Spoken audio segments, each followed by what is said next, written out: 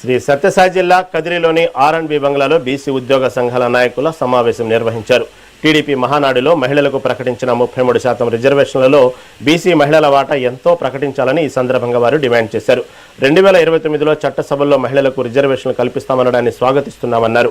BC ఉద్యోగుల సంఘం రాష్ట్ర ప్రధాన కార్యదర్శి చింతా నాగరాజు అయితే అందులో బీసీల వాటా తేల్చాలని కోరారు. టీడీపీ బీసీల పార్టీ అని చెప్పుకుంటున్న తరుణంలో రిజర్వేషన్లలో కూడా బీసీలకు జనాభా ప్రాతిపదికన ప్రాధాన్యం ఇవ్వాలని డిమాండ్ చేశారు. బీసీల ఐక్యత, బీసీల ఐక్యత, బీసీల నాయకత్వం, బీసీల నాయకత్వం, వర్ధిల్లాలి బీసీల నాయకత్వం, బీసీల నాయకత్వం, బీసీల నాయకత్వం, వర్ధిల్లాలి బీసీల నాయకత్వం, వర్ధిల్లాలి బీసీల. జోహార్ మహాత్మా జ్యోతిరావు ఫులే గారు, జోహార్ మహాత్మా జ్యోతిరావు ఫులే గారు. జై భీమ్, జై భీమ్.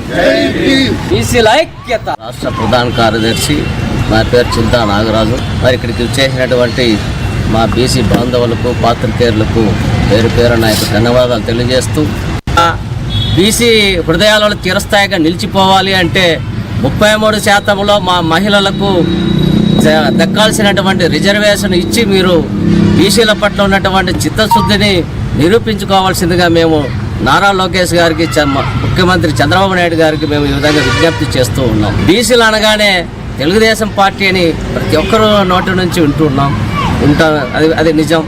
మరి ఏది ఏమైనప్పటికి కూడా మా బీసీల పట్ల ఇంతవరకు కూడా దేశ స్థాయిలో నుంచి బీసీ సంఘాలు కావచ్చు, మహిళా సంఘాలు కావచ్చు, కొన్ని దశాబ్దాల పాటు బీసీల 33% మహిళలకు బీసీ మా వాటా కావాలని చెప్పి ఎన్నో ఏళ్ళ నుంచి దశాబ్దాలుగా పోరాటం చేస్తున్నారు.